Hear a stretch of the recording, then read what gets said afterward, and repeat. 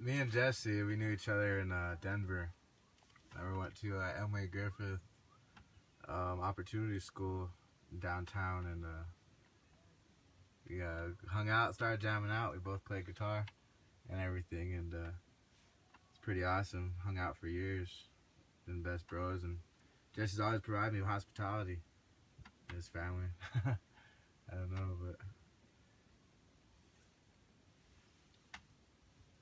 but yeah, I remember. I don't know when did you call me? So I called you. I remember communicating with the Rainbow family and catching wind that South Dakota was a real possibility, in that most of the family had already started, you know, focusing more of their energy in South Dakota, and so I felt like I just had to do anything I could to like make this happen. I'm originally from South Dakota, and it like is a really um, intimate thing to bring this kind of world to the state and bring this kind of love to the people here. And ever since I knew Leo, we took him in Denver, and we were really great friends, and like I've always been there for him. So it was like an honor for me to finally get to meet his family. Um, so I called him, not really knowing exactly uh, how interconnected he was, and how much an impact he could have. But I just knew that he had a lot of compassion and heart, and so I told him about Rainbow, and he, an hour later, he instantly was on the subject, and posting things online, and trying to get petitions signed for the local natives to in support of the Rainbow family. And so I left, and I started heading out right around the 17th, and I made it to Spring Council, and shortly after Leo showed up, and it was I couldn't even believe it. Yeah, I remember he called me and everything, and it felt pretty good to hear his voice and everything, and yeah. So I mean, he's provided me a lot of hospitality. I had no idea or conception about Rainbow at all. I wouldn't have even really taken a lot of interest. But Jesse was my best friend, and so I told him, yeah, I'd look into it and everything, and see how we can really make things happen. And it did. Yeah, it went pretty good. When we arrived there at Spring Council, before we arrived, there was a lot of opposition in the Facebook network with the native population. A lot of their concerns were, public nudity, alcohol being used, even our cultural identity being uh, taking up, picked up by people whose identity that doesn't belong to. More like our sacred ways being abused, and also the environment, what kind of impact such a large number of people would have. And so we started to, we started to get our brothers together. We belonged to the Tokala Okoa Kichie, the Kit Fox Warrior Society, um, one of a traditional ancient Lakota warrior society, and we brought a small delegation, us three and a few more brothers, and went to go see the Spring Council. And at first, I was really I was in opposition to as well, and in my perception, yeah, and we were supposed to meet with Dwayne Martin, who caused a lot of him and James Swan actually caused a lot of the opposition, and I used to run with Dwayne for a good amount of years and everything under the Strong Heart Warrior Society, and yeah, so I mean I knew what he was about and everything, but once I met everybody, once we all met everybody, a man greeted us and gave us gifts and everything, and we sat down and listened, and then we're asked for our opinions and our concerns, and we started to talk about a lot of things. And the Rainbow people really assured us that, you know, that everything, the environment, they're really meticulous on picking up trash, very responsible on the latrine, you know, bathroom facilities, and you know, we still didn't really understand until we finally came to the final gathering. But you know, we told them too that, you know, we represent the next generation, and there's a lot of division caused on a reservation through illegally placed councils, you know, regarding the treaty council as well as the tribal government. And you know, we decided to go as the next generation, representing the youth among, you know, a traditional indigenous society, because we've earned our feathers, and that gives us the right to make decisions on certain subjects or categories pertaining to, you know, to us, the youth. And we're gonna live to see tomorrow, you know, so we should really be given the opportunity and the responsibility to make decisions for tomorrow. And well, here we've been, I guess. I mean, we've been here, and so far it's been really amazing. Everyone's been really positive, very healing, and that positive community was stolen from us centuries ago, you know. And I really admire just the connection that everyone has with each other, the understanding, the giving, the goodwill, the trading, the barter system. It's really beautiful, and it's something that us as indigenous people, we have to get that back. And there's so much from Rainbow and indigenous that we can both learn from each other. And yeah, it's inspired even talk of a Red Nation gathering. And we're gonna be doing our best to really organize that in cooperation and alliance with people from Rainbow. So we're excited. I don't know. What do you have to say about Rainbow, Jesse? How's your experience? Well, at first I didn't know what to expect. I just coming up, and you guys brought me along. I didn't know what to expect. I heard a rainbow like 4 times before. I didn't really ask questions about it. So I heard there was supposed to be 10,000 people showing up. Oh wow! Yeah, we were supposed to watch that much. Yeah, Well, only 2,000 show up, so that's even better. I think even less. Yeah, probably less than 2,000. So we had a time good, what, 2.5 weeks it's been? Just meeting all the rainbow, learning from each other, teaching, and sharing a little bit of our culture, how you could respect the land to everyone, our stories, our God, our Creator.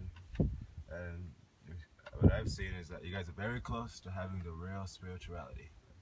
Yeah, for real. You guys are close. And it's to take you guys some time to be accepted into the real ceremonies. But you're all there. You guys have a heart. I just have a good time out here. I haven't gone home yet. And I don't want to go home yet, so I'm going to be here until I clean up. So, yeah. Then I'm going to help the Shining Light Kitchen down into the res. Oh yeah, that's another thing too. Yeah, so we took a delegation of, I think, 4 rainbow people down to the reservation to meet elders. And we couldn't get a hold of a lot of them, but somehow we caught my whole family just getting out of ceremony. And yeah, they got to meet my family. So my grandpa, he kind of improved, and he has to put on his chieftain head. So he scolded the rainbow, tell you guys what you should do, shouldn't do. And yeah, he invited you back to Unedited. And then my grandma too invited people to Unedited for gardens, help out with whatever. Then more Lakota show up, and they all have the same mindset as us. When they first come, they're in opposition, a lot of them, but We're lucky we know them. Yeah, they got to see what it's about. Really. So we tell them what to expect, how it's going to be, and if you got any trades, take it with you. You're going to like what you see. So. It's really cool. Like everything that really came up out of this is, I mean, some of the biggest activists came in our tribes. And you know, the Rainbow people have become. I mean, they're lucky they didn't come to protest. Yeah, they're really receptive and everything to you know, indigenous struggle. And so I mean, I think a lot of beauty has really came out of this because we have a lot of pride as a nation about a lot of things, but you know, when we work together, we can accomplish so much more. You know, and you know, no one has dominion over the earth. That's a colonial concept.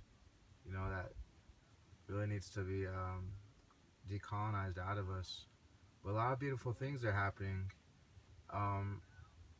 Possibly on the reservation, hemp production and marijuana will be legalized, and that's a really critical subject that has a lot of controversy around it. But I know that that's our economic independence on the reservations, and you know, I mean, it'd be good to have a lot of help to be able to industrialize hemp products, clothing and rope and textiles. You know, we could export and build our economy. And, you know, even just to have individual Rainbow people have a relationship with the indigenous on our land, on the land, I should say.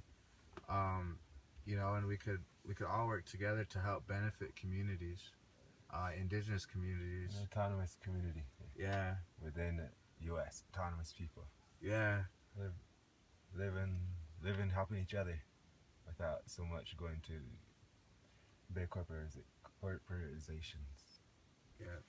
That's what we're trying to. I wish we could get that for real. So yeah, and I mean, we really like the whole logistics that Rainbow has, the way they communicate. How everyone almost grows their own food. Yeah. That's awesome. Everyone shares, and even the water systems. That's even better, the water system. Yeah, there's a lot we can learn, and you know, make a better future for each other. Yeah, we could learn a lot from each other. That's what I'm thinking. And yeah, I mean, and if any indigenous people, you know, watch this, I want them to know, understand that, you know, we all have to work together, and we can all benefit from communication, love, and you know, surviving. We need each other. We need everyone to survive, and everything. Mm-hmm. And you know, Rainbow really it breaks down all barriers. We're oppressed people, you know, in our communities or outside of in the cities and everything. And you know, the Rainbow people, they make us. We feel really safe, I should say. We feel really safe in society among the Rainbow community, the world. You know, the Rainbow world. They create a magical world, and it's an escape from Babylon, from the res. It's a really beautiful world. Can you talk a little bit more about Spring Council and kind of some of the hesitancy that was happening, that was being felt from the Rainbow people, and then some of the like welcomings that you were able to relay and provide during council, and some of the ways that kind of made an important shift in our decision to come to the land? Yeah, well, from what I understand, a lot of, like, some miscommunication happened and misrepresentation, which initially brought you know, the Rainbow here. And when we arrived at Spring Council, a lot of people were concerned, and they were concerned about, you know, about Indigenous treaty law, and they were concerned and very sensitive to those things. But yeah, when we arrived, we knew about that opposition. We knew about the factors that would come into place with Indigenous treaty territory, and you know, I mean, there's a lot of opposition on the internet, and I mean, us, we're always down to to get down with activism or protests, but we knew that in these kind of times and situations, diplomacy must be really acted upon. We have to do things really diplomatically, and in representing our nation as the next generation, we're able to get rainbow delegates onto the reservation to speak with various elders and respected medicine people in the community. And it was really funny because at the same time we've had opposition from Strong Heart Warrior Society and United Urban Warrior Society, and but one thing I know about them is that they're not even accepted into the Lakota homelands, but they have media. Have a voice, and the only voice that's heard. So other people's voices aren't heard, and there have been a lot of people who are really supportive of the Rainbow Gathering. Elders such as Alex White Plume and Deborah White Plume, they recalled when I was speaking with them, they remember when Rainbow helped us, Indigenous people, even on their butte. We've fought for the same rights, side by side, and not the same rights, but we've collectively helped each other on each other's fights for our rights. And so there has been a long relationship with the Rainbow Gathering since the 70s. And we ended up as a nation of people, we ended up putting our pride before our foresight to be able to see generations ahead into the future. We put our pride there about territory and about protesting and about defending our land and our people. But when we came, we wanted to work together with everyone because we knew that us working together can benefit our people for generations. And it'd be a really solid dedication on both sides.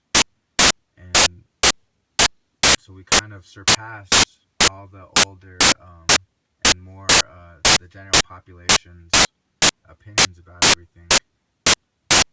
And that's how it's always been for us too. Is we'll stand alone together against all odds.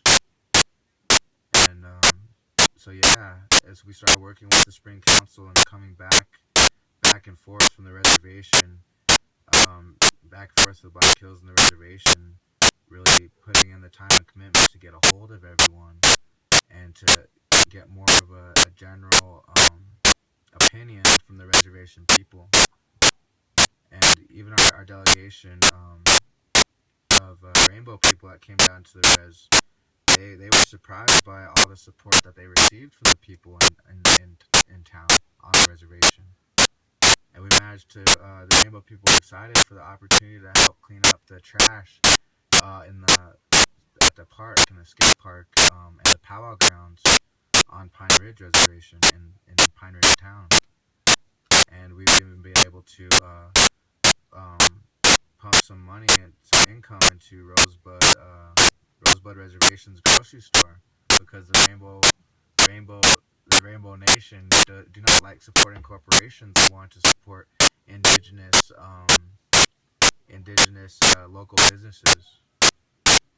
And really, that was really cleared up because we came and we wanted to know how exactly this would benefit indigenous communities. And there was a little bit of vague misunderstanding. It was first brought up, well, we can find indigenous local businesses here in the Black Hills, but the Black Hills, we clarified to everyone that it's owned by all white local business owners, and there's a big cloud of supremacy and social white privilege here, and as indigenous people, we don't even feel welcome in the Black Hills. And so that they understood. They started to really understand and everything. So they really started to put forth a lot of effort to build relationships on the reservation by helping pick up trash, by getting groceries and produce, and almost wiping out that supermarket in Rosebud Reservation of all its garlic and cabbage and tomatoes, everything. You know, they're surprised. You know, wow, like four shopping carts full of food, and you know, and we cleaned out their produce, and that really helped them. I know the people wouldn't have bought that produce that fast. You know, we helped them out. And all it had to do was with communication and building relationships and alliance with the rainbow people, who are much more receptive than, you know, the common white society. The rainbow has no color; it's all colors. You know, all backgrounds of indigenous roots. You know, and we understand they wanted to gather at a spiritual place, and traditionally, you know, that's where the Black Hills were. You know, all indigenous people were able to come and gather for a spiritual, you know, for spiritual gatherings, and you know, and I mean, it all came together really beautifully, really beautifully. Yeah, and I remember sitting in Spring Council, and like no one really knew how to go about communicating with any of the Lakotan people. We didn't really know who to ask or who to consult about whether or not it was, you know, in the respectful boundaries to have a gathering here. And because there's really no one person can really speak for the whole tribe. There's I feel like every individual had their own kind of idea, so trying to find a specific person to ask was like almost completely non-realistic.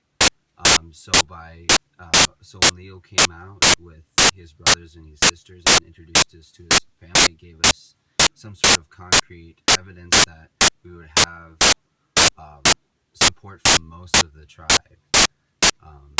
and that there was really only a couple people speaking out against it, and a lot of the Rainbow family were hesitant to listen to those people because no one really knew who was in charge, or no one really knew who to exactly to consult about whether or not we could safely have a gathering here and respect the Lakotan people and be there with them and help them and help them be on their land and learn their ways, and we could share with them our knowledge, and they could share with us their knowledge. So it's been really powerful, and everything just kind of fell into place perfectly. And we're gonna be on the reservations helping them all along the way. And this is the beginning of a long relationship of unity with the people, not with any sort of a concrete establishment.